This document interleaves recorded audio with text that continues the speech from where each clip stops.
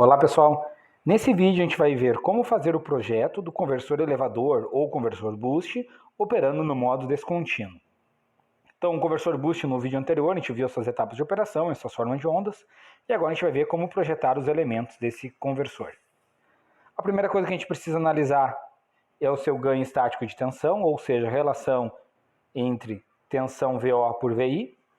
Então o que a gente faz? A gente faz que a tensão média no indutor é igual a zero, então a gente faz a média, 1 sobre o período, tensão na primeira etapa, tensão na segunda etapa, tensão na terceira etapa, que é nula.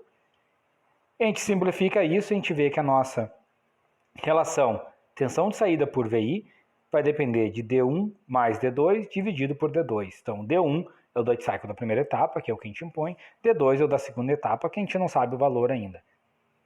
Se a gente simplificar isso, fica 1 mais D1 por D2.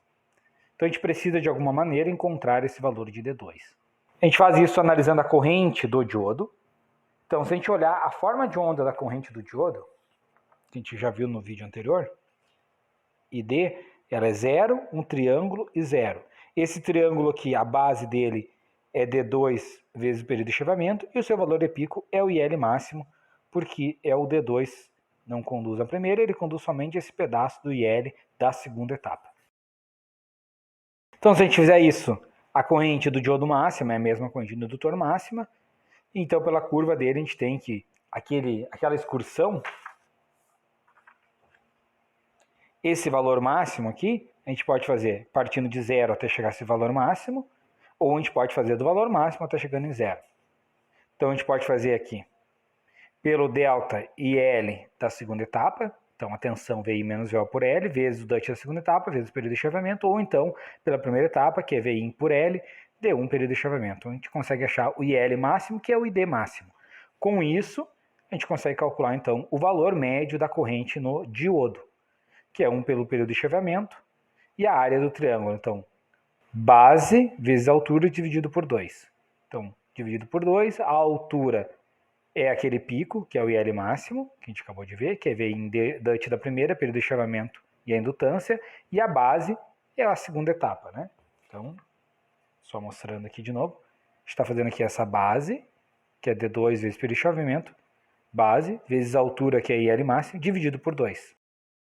Dessa maneira, a gente tem a corrente média no diodo. O que acontece? É que o diodo é o elemento na topologia do boost, se a gente olhar aqui, é ele que é intermediário entre a entrada e a saída. Então toda a energia que a fonte de entrada envia para a carga vai passar pelo diodo. Ou seja, se a gente analisar esse nó aqui, ó, esse nozinho aqui, a gente vê que ID vai ser IC mais IR. Então ID é IC mais IO, né? IO ou IR. O que acontece? Que a gente sabe que a corrente média no capacitor é nula, então o ID médio vai ter que ser igual ao IO médio. Então ID médio, IO médio, como é uma resistência, VO por R. Então igualando esse ID médio com VO por R, a gente chega nessa equação, e dessa equação aqui, igualando ela, a gente consegue isolar o nosso D2. Para isolar o D2, o que a gente vai fazer? Então, para isolar o D2, a gente pega dessa equação aqui. A gente tem então que o nosso D2 vai ser VO por VI vezes 2 vezes a indutância vezes a frequência de chaveamento dividido pela resistência da carga vezes o Dutch da primeira etapa. Dessa maneira, então, a gente consegue encontrar o Dutch da segunda etapa, sendo que o da primeira etapa a gente tem porque é o que a gente impõe ao circuito. Então, daquela maneira, a gente conseguiu encontrar o D2. Agora que a gente tem o valor dele, a gente pode voltar naquela equação do ganho estático, que era 1 mais D1 por D2, e substituir esse D2 por esse D2 que a gente encontrou. Okay? Então, a gente substitui aqui, vai dar uma equação bem grande aqui, a gente pode manipular ela para chegar nessa equação aqui do segundo grau. E aí, eu usei o método aqui, a fórmula de Bhaskara, para poder desenvolver isso aqui e abrir ela, tá? Então, tanto faz o método que vocês vão usar, se é Bhaskara ou não. Eu achei mais fácil esse, porque a gente aprende isso aqui lá no ensino médio e fica reclamando depois que não usa para nada, né? Então, vamos usar, tá? Eu acho mais fácil fazer assim, porque é a maneira que eu aprendi melhor para fazer, mas você pode resolver isso de qualquer método, tá? Inclusive, pode jogar lá na calculadora, no computador de vocês e mandar eles isolar isso. Tanto faz. Então, fazendo essa substituição aqui, a gente vai ver então que nossa relação VO por VI, que é o nosso ganho estático, vai ser 1 mais a raiz de 1 mais 2 vezes o DUT da primeira etapa ao quadrado, vezes a carga, dividido pela indutância, frequência de chaveamento, tudo isso dividido por 2.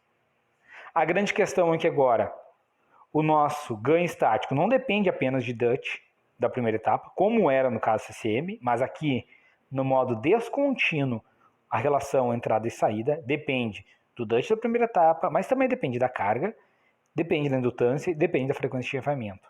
Então não é mais igualzinho ao CCM, que depende apenas do DUT da primeira. Outra questão que agora aqui nós temos uma relação VO por VI, ou seja, a relação, quando a gente fizer um delta no D1, não vai ser linear com um delta de VO, porque essa relação aqui não vai ser linear. Outra questão muito importante que a gente precisa perceber é que a tensão de saída VO vai depender da nossa carga R, ou seja, o nosso boost operando no DCM não vai ser uma fonte de tensão, porque uma fonte ideal de tensão mantém o seu valor de tensão independente do valor de R. Nesse caso, como o ganho estático depende do R, isso não é verdade. Então, o comportamento do buck e do boost DCM não é um comportamento na sua saída de fonte de tensão. A gente vai ver, que aqui a gente só analisou por enquanto o buck e o boost, mas a gente vai ver também que o buck boost também não é esse mesmo comportamento. O que a gente tem que projetar agora é a nossa razão cíclica máxima. Porque o que acontece?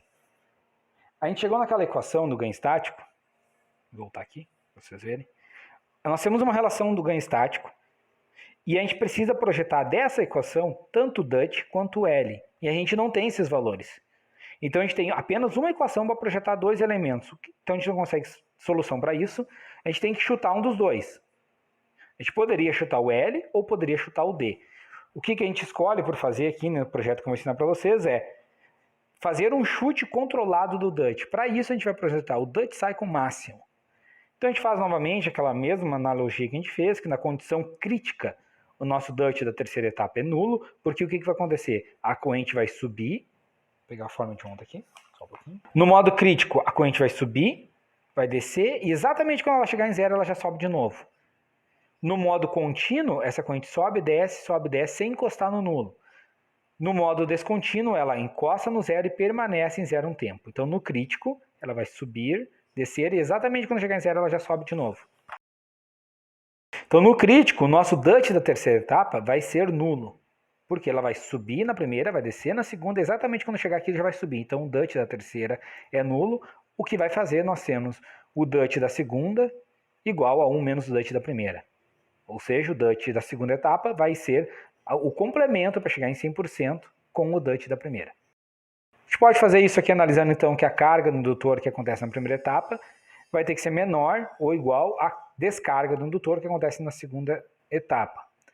Se a gente considerar então que nós estamos no modo crítico, o DUT da segunda etapa vai ser 1 menos o DUT da primeira.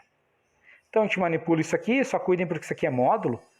Então, como VI menos VO vai dar um valor negativo, a gente só põe negativo aqui na frente, um menos, para deixar isso em módulo, tá? Manipulando isso, a gente vai chegar que o DUT da primeira etapa tem que ser maior ou igual que essa relação de VO menos VI dividido por VO. Ou seja, o nosso DUT máximo para garantir a operação descontínua vai ser VO menos VI por VO, que é exatamente o nosso DUT no CCM. Então, o DUT máximo que a gente vai operar é o DUT CCM, que é exatamente quando vai operar o modo crítico, ou seja, no modo crítico, tanto faz a gente projetar pelas equações do descontínuo ou do contínuo. As equações ali, exatamente naquele momento, matematicamente elas são iguais. Então, uma dica aqui é escolher um valor para usar no descontínuo, um valor 80% a 90% menor que o DUT cycle máximo. Então, a gente vai ter uma margem lá de 20% a 10% para garantir tolerância desse conversor operando no modo descontínuo. Então agora que nós já chutamos, né, já temos um chute para o DUT da primeira etapa, a gente pode voltar naquela equação do ganho estático, que já foi substituído o D2, e agora a gente pode isolar o L aqui. E a gente consegue projetar o L pela equação do ganho estático. Lembrando que nessa equação nós dependemos tanto do D1 quanto do L. Então a gente não sabe isso. O que a gente fez? A gente definiu o D1 a 80%, 90% do máximo, para poder justamente nessa equação, a única variável que a gente não conhece é CL. Então a gente consegue agora isolar L dessa equação e a gente vai ter uma equação para projetar a indutância, que depende do Dutch da primeira etapa, que a gente acabou de definir, carga, frequência de chaveamento, tensão de saída, tensão de entrada, e agora a gente consegue então projetar o L. Lembrando que esse L aqui, que a gente vai obter, ele tem que ser menor que o nosso L máximo. E esse L máximo, no caso do descontínuo, é o nosso L crítico, que a gente já projetou lá na equação do boost operação CCM. Então eu não vou deduzir ela novamente, peguem lá no vídeo a dedução do boost contínuo. Ok? Então, esse L que vocês vão projetar tem que ser menor que esse L máximo. O projeto da capacitância aqui, só uma observação, então, que a soma do Dutch da primeira, da segunda e terceira etapa tem que dar 100%. O da primeira etapa que a gente impõe, o da segunda a gente acabou de ver como projetar, e o da terceira vai ser, então, o que faltar para chegar em 100%. Então, vamos chutar 30% nesse e 20% nesse, a gente vai faltar aqui 50%. Okay? Então, a gente já sabe o da primeira, que a gente acabou de projetar, o da segunda, que a gente aprendeu como calcular, e aí o da terceira vai ser o que falta. Então, a gente pode dizer também que o nosso Dutch da segunda etapa é 100% menos o da primeira e o da terceira. Então, a gente isolando que D1 mais D3, a gente tem que isso é 1 menos D Dutch da segunda. Então, D1 mais D3, Dutch da primeira e da terceira etapa, é 100% menos da segunda etapa. É só porque a gente vai usar essa relação aqui. Então, se a gente olhar agora a forma de onda no capacitor, da corrente no capacitor, a gente vê que ela é um quadrado na primeira etapa, é um quadrado aqui na terceira etapa, e na segunda etapa ela é esse triângulo, que tem uma parcela positiva e uma parcela negativa. Então, o quanto que esse capacitor carrega, que é a área 2, tem que ser igual ao quanto que ele descarrega, que é a área 1, a área 3 e a área 4. Porque a gente viu que a corrente média do capacitor, em regime permanente, por ele já estar carregado, ela é nula. Então isso aqui, essa soma dessas áreas, ou seja, as áreas positivas com as negativas, teria que dar zero. O que acontece é que projetar pela área 1 e pela área 4 é o jeito mais fácil, são quadrados. Fazer aqui pela área 2 e pela área 3 seria um pouco mais difícil, porque o Dutch da segunda etapa ele tem um pedacinho na área 2 e um pedacinho na área 3, a gente teria que encontrar esses valores, teria uma manipulação matemática um pouco maior. O que a gente faz aqui para facilitar? A gente despreza essa área 3, a gente considera que ela não existe, e projeta aqui apenas pela área 1, pela área 4, a gente vai chegar no valor aproximado. Não é exato, mas é um valor bem aproximado. Então a gente faz lá que a nossa variação de carga é a área da primeira etapa e a área da segunda etapa. Só que como são quadrados iguais, então a gente consegue fazer que isso aqui. Então a gente faz que é a altura VO por R vezes a sua base, que é Dutch da primeira mais o Dutch da terceira vezes o período de chaveamento. Só que D1 mais D3, que a gente fez lá, né, antes de começar aqui o projeto, D1 mais D3 é 1 menos D2. Então, só para... Porque senão a equação vai ficar dependendo aqui de D1 e de D3, então fica mais fácil fazer 1 menos D2, porque a gente já vai ter calculado o D2 mesmo. E o nosso ΔQ é C ΔV. Então, igualando esses dois ΔQ e isolando a capacitância C, a gente chega aqui numa equação onde a gente consegue projetar a nossa capacitância, vai depender da carga, da frequência, do ΔV em volt e do VO em volt, o menos duas vezes a indutância, a frequência de chaveamento, carga Dutch da primeira, VO e VI. Lembrando então que ΔV está em volt, VO está em volt. Esse termo inteiro aqui a gente pode substituir pelo nosso Ripple percentual. Alguns livros trazem isso aqui tudo como um termo só, outros livros trazem separado, então só para vocês não terem problema nas notações, né? Cada livro traz de um jeito. Por último, então, o que falta para nós é selecionar os semicondutores. Então, a tensão máxima tanto da chave quanto do diodo, a gente já viu lá na forma de ondas, que VD máximo é VO e VS máximo é VO. Então, a tensão máxima da chave do diodo é o próprio VO máximo. Lembrando que o VO máximo é o seu valor médio mais aquele Ripple por 2.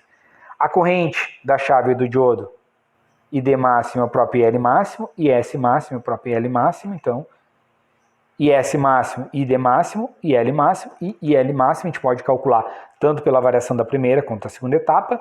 Aqui eu fiz pela primeira etapa, que vai ser VI dividido por L, vezes o Dutch da primeira, vezes o período de chaveamento. Então uma dica é utilizar aqui um valor 10, 20% maior, como uma margem de segurança, então calculem esses valores aqui e utilizem uma chave, um diodo comercial, com uma margem aqui de 10 a 20% maior do que o que vocês vão calcular. Então, dessa maneira, a gente conseguiu projetar capacitância, semicondutores, indutância, DUT da primeira etapa e o DUT da segunda etapa para esse conversor. Esse, então, o nosso conversor Boost operando no modo descontínuo. No próximo vídeo, a gente vai ver, então, como simular esse conversor.